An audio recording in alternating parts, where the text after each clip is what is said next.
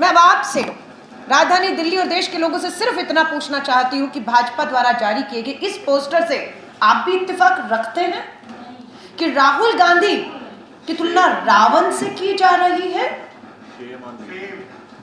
और आपको पता है दशहरा आ रहा है, रावण का दहन किया जाएगा और भाजपा के ऑफिशियल पोस्टर से राहुल गांधी जी को रावण दिखाने की कोशिश। कारण क्या है? हमने पूछा कि क्यों इतनी बौखलाहट है सत्ता में कि ऑफिशियल हैंडल से राहुल गांधी जी को रावण बताकर हिंसा के लिए उकसाया जा रहा है। चिंता हमें होती है क्योंकि ये वो भाजपा है जिसमें गोडसे ने आरएसएस वो है जिसमें जन्म लिया, और आज भी बहुत से नफरत से जहर से भरे हुए गोडसे इस भाजपा आरएसएस में हैं जो खून के प्यासे हैं, क्योंकि कोई उनकी राह में रोड़ा अटका रहा है।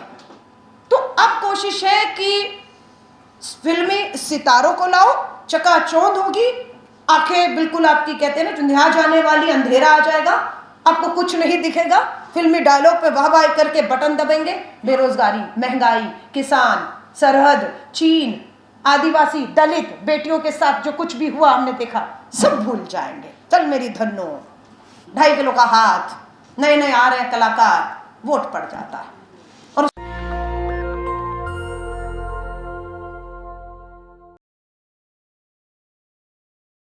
कोशिश यही थी कि मैं अपनी बात को कहूं उससे पहले मैं आप सबको सुनूं, क्योंकि हमें सुनना है कि कहां विपक्ष ठीक है, कहां विपक्ष गलत है।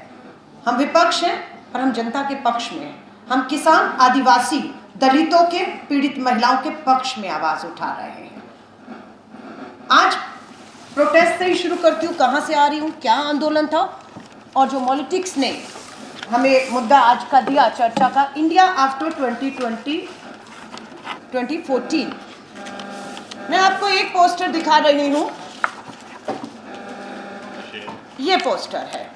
मैं अब आपसे राजधानी दिल्ली और देश के लोगों से सिर्फ इतना पूछना चाहती हूँ कि भाजपा द्वारा जारी किए गए इस पोस्टर से आप भी इत्तेफाक रखते हैं कि राहुल गांधी की तुलना रावण से की जा रही है?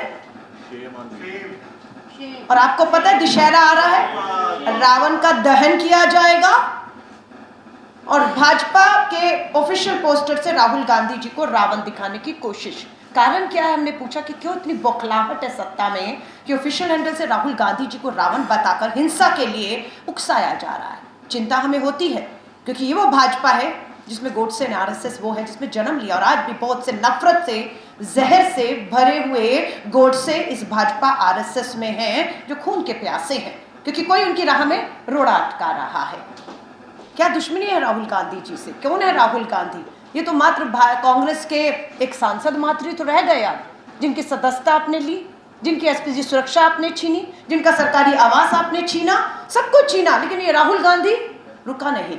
4000 किलोमीटर की यात्रा की, कन्याकुमारी से कश्मीर तक, कश्मीर के लाल चौक पर तिरंगा लहराया, रास्ते में आदिवासी, दलित, मजदूर, किसान सबसे मिले और बात की और उनके जोड़ते हुए चले गए और उस मणिपुर में पहुंच गए जिस मणिपुर पे आज भी देश के प्रधानमंत्री जी का इंतजार किया जा रहा है कि मणिपुर चल रहा है।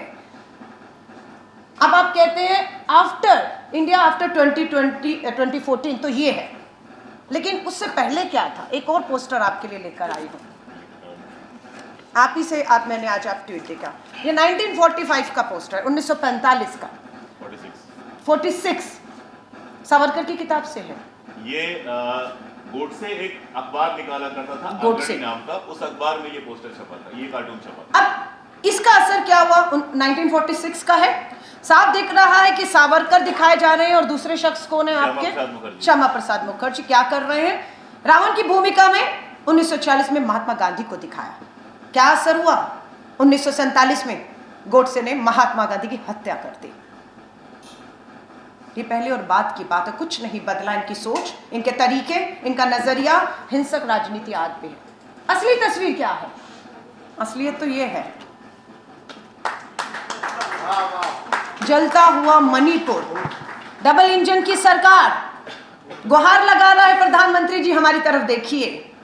आदिवासी बेटियों को नग्न करके पुलिस थाने से खींचा जाता है, सामूहिक बलात्कार होता है। प्रधानमंत्री जी कहते हैं, लाइन भाजपाइयों को, गोदी मीडिया को मिल गई कि छत्तीसगढ़ और राजस्थान में भी तो ऐसा होता है। सो राहुल गांधी जी का मामला है, कांग्रेस का गांधी परिवार को, बापू को गालियां पड़ रही हैं, नेहरू को गाली पड़ रही है, अंदरूनी मामला कांग्रेस निपट लेगी, ये तो राजनीति है। लेकिन क्या मैं ये पूछती हूँ, ये हमला कांग्रेस मुक्त तक रहा, कांग्रेस तक रहा, गांधी परिवार राहुल गांधी तक रहा? ये देश के संविधान पर, देश के लोकतंत्र पर आज ये हमला हो रहा है। और जिस प्रेस खलक में हम बैठे हैं, क्या हुआ कुछ दिन पहले, 2 दिन ही पहले, किस किस पे हमला हो रहा है? हमारा नारा था, जो आपने भी नेहरू जी का जिक्र किया, उनके योगदान की बात की, कि कैसे विज्ञान को लेकर एक भारत का निर्माण करने के लिए गुलामी की जंजीरों से भारत माँ को निकालकर उन्होंने उस समय पर खड़ा करने के प्रयास किए, और भागना नांगल से लेकर IIT, कितना कुछ मैं कहती हूँ, विज्ञान को लेकर आज अंतरिक्ष तक आप कह रहे हम पहुंचे हैं। लेकिन बात यह कि अब तो हमला आप पर हो रहा है ना, अब तो हमला बाबा साहब अम्बेडकर के संविधान पर हो रहा है ना। पूछते हैं कैसे हमला हुआ, क्या हुआ था? तालेबंदी थी ना, सब घरों में बंद थे ना, क्या किया? कैबिनेट में एक नोट आता है, कृषि कानून लाखों करोड़ों किसानों पर थोप दिए जाते हैं, कोई चर्चा नहीं होती, किसी पता नहीं होता, लेकिन पूंजीपति मित्रों को लाभ के लिए बिना लोकसभा और राज्यसभा में चर्चा के लिए अध्यादेश से कृषि कानून थोप दिया गया। अंजाम क्या हुआ? 700 किसानों को अपनी कुर्बानी, शहादत देनी पड़ती है। सुप्रीम कोर्ट फटकार लगाता और घुटने पर इस सरकार को आना पड़ा, क्योंकि आप सब देश किसानों के अन्नदातों के साथ खड़ा था, और कानून वापस लेना पड़ा, तानाशाह को लेना पड़ा। आज मैं वही कह रही हूं, हमला देश मेरा जितना है उतना आपका, जितना देश कांग्रेस का, राहुल गांधी का, उससे अधिक ये देश पर हक आप लोगों का है। जिस विधानसभा से मैं विधायक रही, चांदनी चौक से जामा मस्जिद आता है, बहुत कुछ सुना देखा। 30 साल का राजनीति का मेरा सफर में बहुत कुछ, छात्र राजनीति 18 साल में शुरू किया, और आज कांग्रेस वर्किंग कमेटी के 30 साल के सफर में बहुत उतार चढ़ाव देखे हैं। जामा मस्जिद की विधायक रही रजा साहब, जो शब्द नए संसद भवन में भाजपा के, दिल्ली के, राजधानी दिल्ली के एक सांसद के मुंह से एक धर्म के लिए सुने गए, आप उम्मीद कर सकते हैं कोई कार्रवाई? उन्हें राजस्थान में ही प्रभारी बनाकर भेजा गया है, और अगले दिन ही राजस्थान में धार्मिक उन्माद की कोशिशें शुरू हो जाती हैं। सलाम करती हूं हरियाणा के लोगों का, कोशिश हुई नूंह के अंदर, कोशिश हुई जलाने की धर्म के नाम पर हरियाणा के लोगों ने अपील की गई, जाट पंचायतें बैठे और समर्थन करें, उन्होंने तुरंत बहिष्कार किया और एक खड़े हो गए, और वो आग लगते लगते पहले से बुझा दिया आप लोगों ने। ये श्रेय देश के लोगों को जाता है, ये प्रयास आप लोगों के हैं। इतिहास की नींव पर भविष्य का निर्माण, इतिहास की नींव क्या थी? वो नींव जो हमारे आजादी के आंदोलन में लोगों ने रखी, आजादी की बाहर आकर, आजादी लेकर, उसके बाद भारत के निर्माण में उस फाउंडेशन को मजबूत किया। आज क्या कर रहे हैं? उस नींव को खोखला करने का काम हो रहा है, उस इतिहास को बदलने का कोशिश हो रहा है। उस इतिहास के पन्ने से छोटा सा उदाहरण दे रही हूं। कोविड में छुट्टियां हुई, स्कूल बंद हुए, मेरी सबसे छोटी सिस्टर का बेटा जो है वो 5वीं क्लास में है, उसकी किताब पढ़ा रही थी हिंदी की, उसको पूरी किताब में मुझे गांधी नहीं दिखा, लेकिन मुझे सावरकर दिखा। और एक कहानी थी कि एक स्कूल का बच्चा दूसरे बच्चों को खेलते खेलते कुएं में, पास में कुएं में गिर जाता है, और सब बच्चे चीखते हैं, चिल्लाते हैं, और बच्चे की जान बच जाती है, और उस बच्चे को सावरकर पुरस्कार दिया गया। अब वो मुझसे ये नहीं पूछा गांधी कौन था, वो स्वाभाविक है पूछेगा सावरकर कौन था, लेकिन गांधी गायब कर दिया आपने, और आप सावरकर और गोडसे। क्या हुआ इस गांधी जयंती पर? G20 में विश्व के नेताओं ने बापू की समाधि पर जाकर प्रधानमंत्री जी आप ही के साथ सर झुकाया है, और आज भी विश्व झुकाता है। लेकिन आपने क्या किया? गांधी जयंती पर ट्विटर ट्रेंड कर रहा था। क्या ट्रेंड कर रहा था? गोडसे जिंदाबाद। ये आपको सोचना है, कौन सी विचारधारा, कौन से रास्ते पर ये हिंदुस्तान को लेकर हम गुलामी से, अंग्रेजों से लड़ते हुए 75 सालों में यहाँ पहुंचे हैं। और जो पूछ रहे हैं इंडिया आफ्टर 2024, कुछ फिल्मी सितारे कहें या भाजपा के लोगों के लिए तो हम आज़ादी 2014 के बाद हुए हैं, उससे पहले तो देश में कुछ था ही नहीं, ना आज़ादी थी। मैं फिर कह रही हूँ, ये बात कांग्रेस की नहीं है। आज हमें मालूम है इस तानाशाह सत्ता को, जो पूंजीपति मित्रों के दम पर, सत्ता, धन और बल के दम पर सिर्फ कांग्रेस को विपक्ष के तौर पर कुचल नहीं रही है, देश की हर उस उठती हुई आवाज को कुचल रही है जो इन्हें सही रास्ते पर लाने का या दिखाने का काम कर रहे हैं। मुझे नहीं मालूम मुझसे पहले के प्रवक्ताओं ने क्या बोला और किस लाइन पर थे, और मैं कोई अलग ही लाइन ले रही हूँ, लेकिन मैं राजनीति में हूँ। इंडिया का एक समूह बना है, पटना में 16 समूह थे, बेंगलोर आते आते 26 हो गए, मुंबई की मीटिंग होने से पहले हमला हो गया, एनसीपी शिवसेना को 2 फाड़ किया गया, जिन्हें भ्रष्ट बताते थे उन्हें अपने पास लेकर उप मुख्यमंत्री बना दिया गया। हमले अभी भी नहीं रुके हैं, हमले लगातार जारी हैं। लेकिन क्या यह जिम्मेदारी सिर्फ इंडिया समूह विपक्ष के ऊपर है कि हम या इंडिया विपक्ष खड़ा रहे मजबूती से? और आप लोगों के बिना क्या वो विपक्ष मजबूती से खड़ा रह सकता है? हमें ईडी, सीबीआई, किसी तरह के कोई भी हमले से डर नहीं है। राहुल गांधी जी को 55 घंटे, सोनिया गांधी जी स्वस्थ नहीं थी, संसद के दौरान, सत्र के दौरान 55 घंटे ईडी ने बुलाया, पूछताछ की। 10 साल से सत्ता आपके पास है, 10 साल लगभग आपके पास है। आपसे 10 सालों के सवाल करें तो आप इतिहास में चले जाते हैं। कोई उन्हें नहीं कहता है कि 10 साल, 1 दशक आपके पास था। मेरा 8 साल का बेटा 10 साल में 18 का बालिग हो गया है, मतदाता हो गया है, पढ़ रहा है, उसको रोजगार चाहिए, हक अधिकार चाहिए, और आप 70 साल पुरानी बातों पे जा रहे हैं। और बहुत से लोग हैं, जब भी हम 10 साल पे सवाल करते हैं तो 10 साल पीछे, 20 साल मनमोहन सिंह जी के, उससे पीछे 75 की इमरजेंसी, और उससे पीछे चीन के साथ युद्ध और नेहरू युग, पता नहीं कहां तक। क्या आप भी ये चाहते हैं? तो आप तय कर लीजिए। फिर हम इन 10 सालों की चर्चा छोड़कर आज़ादी से लेकर, आज़ादी से पहले से लेकर बाद में इसी के ऊपर चर्चा करके इसी को कुरेदते रहते हैं और इन्हें बच निकलने का रास्ता दे देते हैं।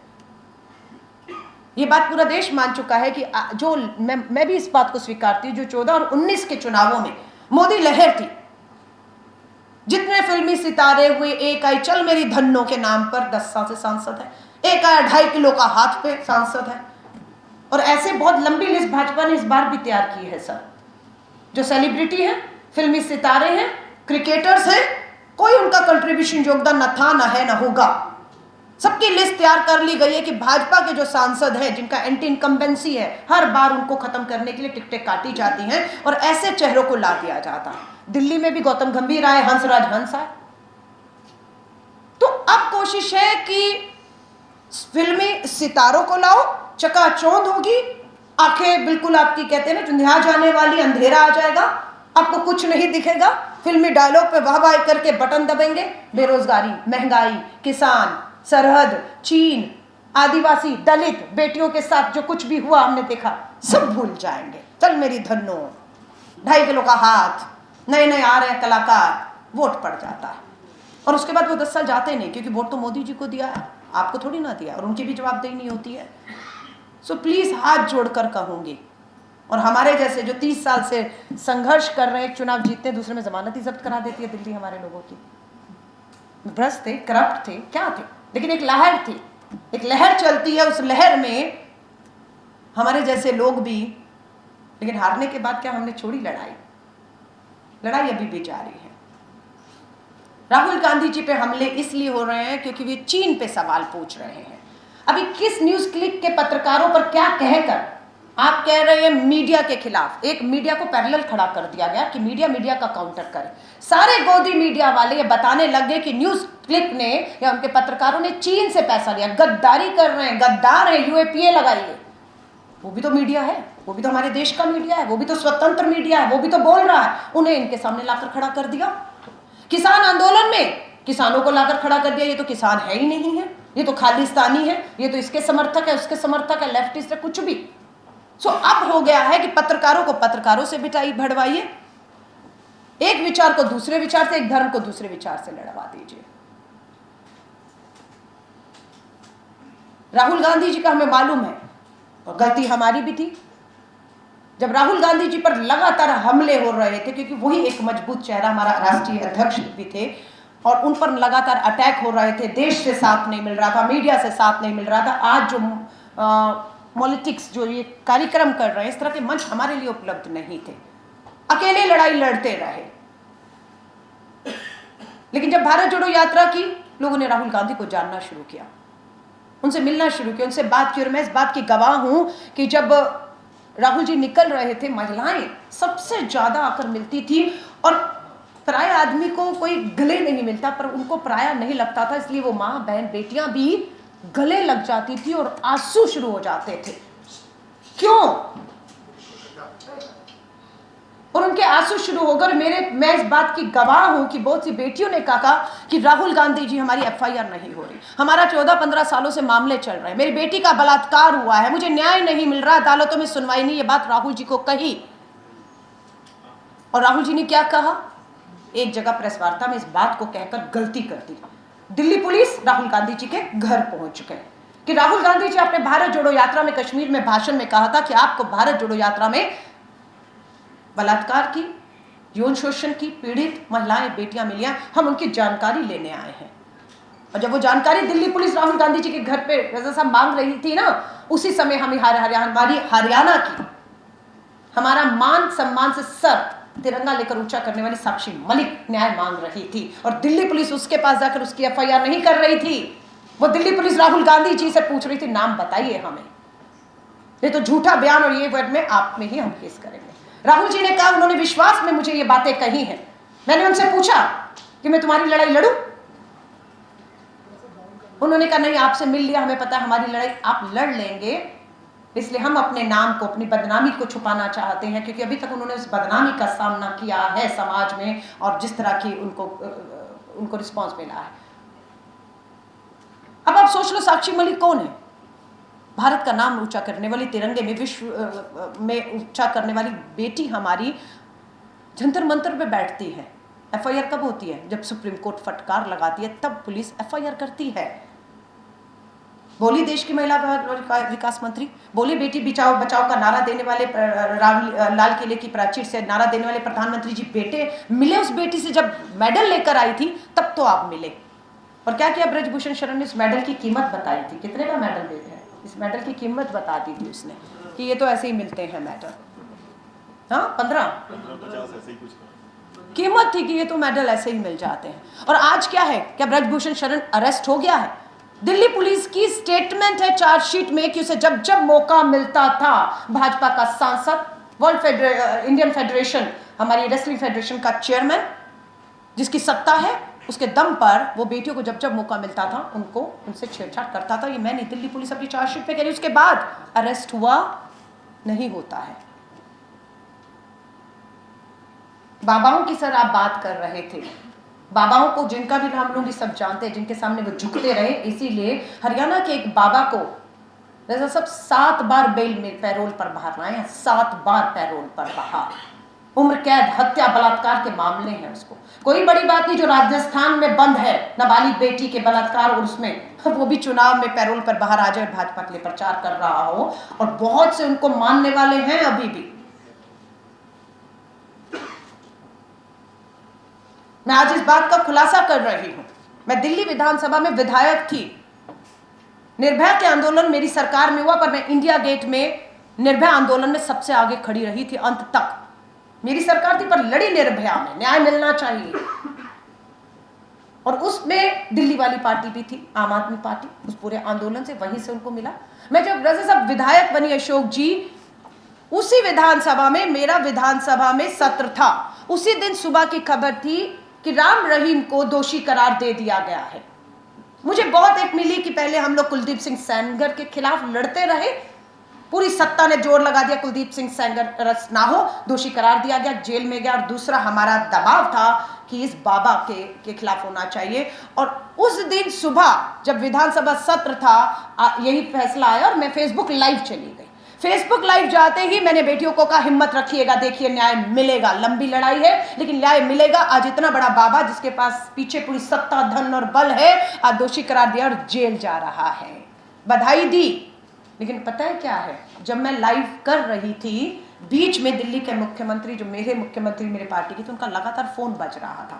मुझे लगा सत्र है, हर सत्र में वो बताते हैं कि कौन बोलेगा और क्या बोलेगा, उसकी तैयारी करने के लिए वही कुछ कह रहे होंगे। और मुझे लगता है आज मुझे इसी पर तैयारी करने को कहा होगा, जिसपे मैं फेसबुक लाइव कर रही हूँ। मैंने फोन काटा, फोन काटने के बाद, क्योंकि मेरा लाइव चल रहा था, लाइव खत्म हुआ, मैंने फोन किया, मैं कहा सर माफी चाहूंगी आपका फोन नहीं उठा पाई, मैं लाइव थी।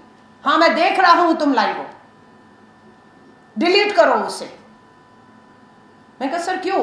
अभी की खबर है सर, दोषी करार दे दिया गया राम रहीम, उम्र कैद हुई है बेटी के बलात्कार हत्या में। हमें हरियाणा चुनाव लड़ना है और उनके जितने भी समर्थक हैं वो सब मुझे फोन करके मेरा हराम कर रहे जीना, क्योंकि वो हमें पार्टी को आगे बढ़ाने का उन्होंने वादा किया है और वो सब मेरे खिलाफ हो गए हैं, तुम अभी हटाओ। मैं कहा सर माफी चाहूंगी, आप मेरे खिलाफ जो कार्रवाई करनी हो आप करिए, लेकिन ये लाइव नहीं हटाऊंगी मैं। और मुझे दुख है कि आप ये मुझे कह रहे हैं, और आज अगर आप मुझे मौका देंगे विधानसभा में बोलने का तो मैं आज इस पे बोलना चाहती हूँ। मुझे बोलने नहीं दिया गया और शाम तक पता लगा मुझे आम आदमी पार्टी ने प्रवक्ता पद से हटा दिया है। सो ये अपनी सच्चाइयां हैं। अब आप इसको सच माने झूठ माने। फिर राजीव गांधी जी के भारत रत्न के वापसी का प्रस्ताव आया। कौन है राजीव गांधी? कांग्रेस के नेता थे। बस पूछना चाहती हूं आपसे, भारत का सपूत था, सबसे युवा प्रधानमंत्री, भारत रत्न, शहीद होने वाला, आतंकियों के सामने झुकने नहीं अपनी शहादत देने वाले आदमी था। और दिल्ली की एक छोटी सी विधानसभा जो पूर्ण विधानसभा नहीं है, उस पर प्रस्ताव लाया जाता है कि राजीव गांधी जी का भारत रत्न वापस लिया जाना चाहिए, और यह प्रस्ताव केंद्र को भेजा जा रहा था। मैंने वही कहा मुख्यमंत्री को कि यह हिम्मत तो भाजपा भी कभी नहीं दिखा पाई। ठीक है, वो राजीव जी को दोषी ठहराती है, गाली देती है, सब कुछ देती है, पर यह हिम्मत तो देश की किसी विधानसभा और भाजपा भी नहीं दिखा पाई कि राजीव गांधी जी का भारत रत्न वापस लिया जाए। आप क्यों कर रहे हैं? क्या भाजपा का दबाव है? ये इशारा है? विप जारी हो गया एक लाइन का, जो जानते हैं कि अगर विप जारी हो जाए तो आपको पार्टी के प्रस्ताव के समर्थन में खड़ा होना है। अगर आप प्रस्ताव के समर्थन में वोट नहीं करते तो आपकी सदस्यता जाती है, जो हमारा एंटी डिफेक्शन लॉ के मुताबिक। मेरे पास दो ही रास्ते थे, कमरे में गई, बहुत सोचा, दो रास्ते हैं, प्रस्ताव आ रहा है उसका समर्थन करूं या उसका विरोध करूं, और विरोध करूंगी तो सदस्यता जाएगी। लेकिन मैंने अपनी विधायकी सत्ता, सरकार को नमस्कार किया, वॉकआउट किया, समर्थन नहीं किया, लड़ी उसके खिलाफ। भारत रत्न कांग्रेस के नेता नहीं थे, देश का वो शहीद था जिसका वो जो डिजर्व करता था, वो देश ने उसको वो सम्मान दिया है, और वापस अपने घर में वापसी की। विधायक थी, भाजपा ने कहा नई दिल्ली से पार्लियामेंट लड़ लो। आए मेरे घर में भाजपा, संघ, आरएसएस के सब लोग आए, सिटिंग विधायक हूँ, पता था केजरीवाल के साथ अब ये नहीं रहेगी आम आदमी पार्टी के साथ, तो भाजपा में सांसद, लेकिन नहीं, विचारधारा थी। 30 साल की राजनीति, गांधी की सोच, उसकी विचारधारा से, और इनके खिलाफ लड़कर दिए एक सांसद बनने के लिए सत्ता से कैसे समझौता? वापस संघर्ष का रास्ता चुना हूं, और मैं अकेली नहीं हूं। मैं फिर कह रही हूं, आज बहुत से लोग कांग्रेस में वापसी कर रहे हैं, जो भाजपा और आम आदमी में गए हैं, सब, क्योंकि ये एक विचार है जो उस बड़े विचार से जो देश के सामने खतरा है उससे लड़ रहा है।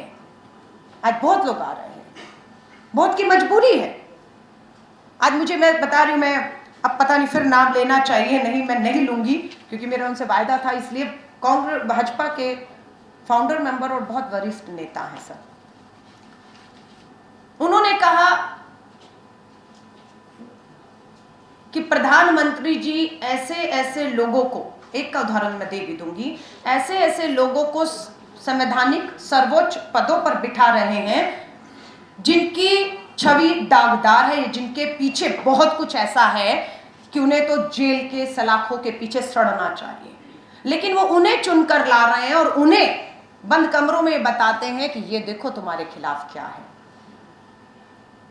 अब मैं इन सबको खत्म कर रहा हूं और तुम्हें ये पद दे रहा हूं, पर तुम्हें पपेट बनकर हाँ में हाँ, ना में ना, उठक बैठक ये सब करना है, और बहुत से संवैधानिक पदों पे बैठे लोग ये कर रहे हैं, इसीलिए हमारी लोकतंत्र को खतरा पैदा हो गया है। एक उदाहरण दे रही हूं जिसमें उन्होंने कहा, क्या हुआ, कौन थे? मिस्टर गोगोई, मुख्य न्यायाधीशों में से एक थे।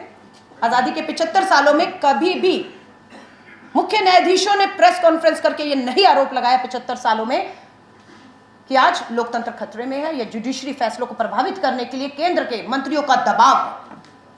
अभी ऐसे ही रविशंकर प्रसाद जी की छुट्टी नहीं हुई, ऐसे ही किरण रिजिजू की छुट्टी नहीं हुई, क्योंकि जस्टिस झुके नहीं। और 5 जस्टिस में गौरव गोगोई जी भी थे, गौरव जी थे, रंजन, माफी चाहूंगी, गौरव गोगोई जी हमारे मुख्यमंत्री हैं, मुझे वही लगा, वो तो पूर्व मुख्यमंत्री स्वर्गीय रहे।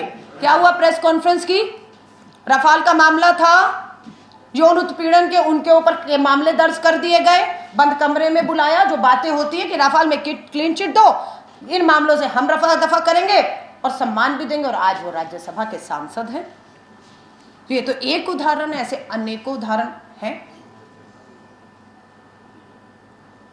सो मैं आप सबको कह रही हूँ, माफ़ी चाहूँगी, बहुत लंबा हो रहा है क्योंकि मुझे लग रहा है मैं भाषण नहीं बात कर रही हूँ आपसे, और ये बात होना, आपकी हमारी संवाद होना बेहद ज़रूरी है। मुझे मालूम है कांग्रेस में, मुझ में, हम में बहुत सी कमियां होंगी, और ये कमियां हमें कोई और नहीं, आप बताते हैं कि कांग्रेस ने ऐसा किया होता तो ऐसा किया होता तो ऐसा करे, या कांग्रेस ऐसा करे, कांग्रेस को ऐसा, इंडिया को ऐसा।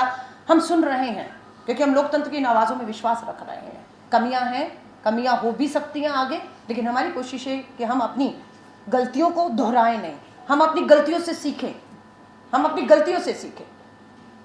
सो आप सबसे मैं कहूँगी, 2024 दहलीज पे खड़ा हुआ है, देश करवट ले रहा है, एक बदलाव बड़ा हम सब चाहते हैं। 10 साल मनमोहन सिंह जी को दिए तो 10 साल आपने मोदी जी को भी दिए। अब समय है कि मुद्दों के ऊपर रिपोर्ट कार्ड प्रधानमंत्री अपनी पेश करें। जातीय जनगणना सबसे बड़ा मुद्दा देश का बन रहा था। जिस दिन बिहार के जातीय जनगणना के आंकड़े आए, हमें मालूम था उत्तर प्रदेश से अब आवाज उठेगी, सबसे बड़ा राज्य बंगाल, उत्तर प्रदेश, और आज प्रियंका गांधी जी छत्तीसगढ़ की धरती पर खड़ी हैं और बोल रही हैं सरकार आते ही हम अपने अपने राज्यों में जातीय जनगणना करा के जिसका जितना भागीदारी, जिसका जितना हक उसको देंगे।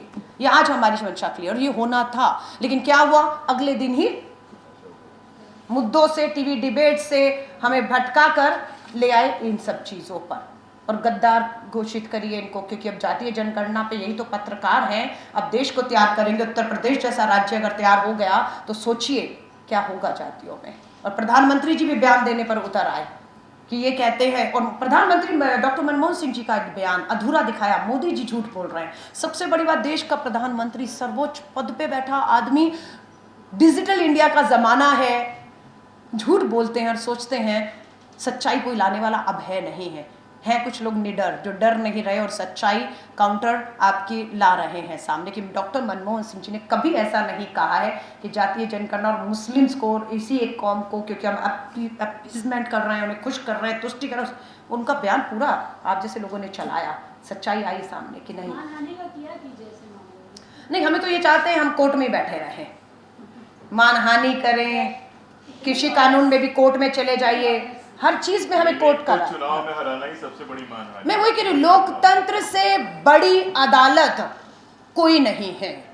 एक वोट की ताकत है, एक वोट की ताकत है, एक बटन दबाना है। और मैं आपको यहाँ पर खड़े होकर कह के जा रही हूँ, मैं हिमाचल चुनावों में मीडिया प्रभारी थी, कर्नाटक के चुनाव में पूरा ध्रुवीकरण, मुझे तो एक बार लगा कि चुनाव निकल गया हमारे हाथ से, क्योंकि उस समय प्रधानमंत्री जी खुद कूदे और बजरंग बली की तुलना बजरंग दल के साथ, कि बजरंग दल पर बैन मतलब बजरंग बली का अपमान।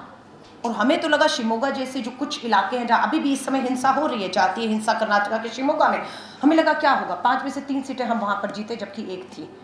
तो लोगों को समझ आना शुरू हुआ कि आपको कब तक जाति और धर्मों पर इस तरह के, प्रधानमंत्री जी खुद अपमान हो गया, बजरंग बली जवाब देगा, ये वो हमने वहां पर जवाब दिया। और अब आपको मैं यहाँ खड़े होकर कह के जा रही हूँ, आजकल में चुनाव आचार संहिता 5 राज्य, राजस्थान, मध्य प्रदेश, छत्तीसगढ़, तेलंगाना, मिजोरम घोषणा होने जा रही है। मैं लिख कर देके जा रही हूँ जिस तरीके से हमारे नेतृत्व और पूरा सक्रिय है, हमारे जो काम है।